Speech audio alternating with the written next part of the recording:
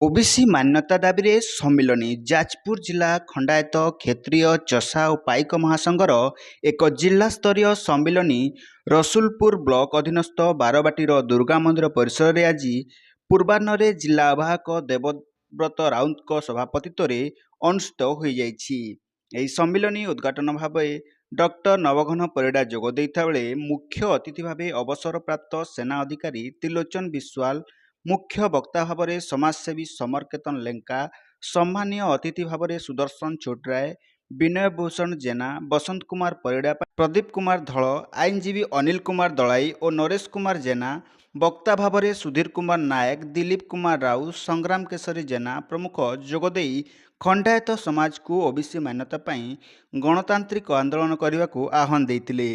ଏହି ସଭା ପ୍ରାରମ୍ଭରେ ସୌଭାଗ୍ୟ ରାଉତ ସୂଚନା ପ୍ରଦାନ କରିଥିବା ବେଳେ ଧୀରେନ ନାୟକ ଅତିଥି ପରିଚୟ ପ୍ରଦାନ କରିଥିଲେ। ମାନସ କୁମାର ରାଉତ ସ୍ୱାଗତ ଭାଷଣ ଦେଇଥିଲେ ଓ ଦେବାଶିଷ ନାୟକ ଧନ୍ୟବାଦ ଦେଇଥିଲେ। ଅନ୍ୟମାନଙ୍କ ମଧ୍ୟରେ ଯୁବ ସଂଗଠନ ରାଜେନ୍ଦ୍ର ବରାଳ, ନିର୍ମଳ ଜେନା, ମୃତ୍ୟୁଞ୍ଜୟ ଦେଓ, ଅନନ୍ତ କିଶୋର ସ୍ୱାଇଁ, ରମେଶ ଚନ୍ଦ୍ର ଧଳ, ତାପସ ରାୟ, ପାଣ୍ଡବ ଧଳ, ଦିलीप ରାଉତ, सनातन नायक, विजय कुमार नायक, नवघन स्वाई, शरद चंद्र स्वाई, नकुल चंद्र नायक, धर्मेन्द्र मल्ल, दिलीप सामल, दीप्तिमय नायक प्रमुख जोगदे आलोचन अंशग्रहण करते। ब्यूरो रिपोर्ट संधान न्यूज।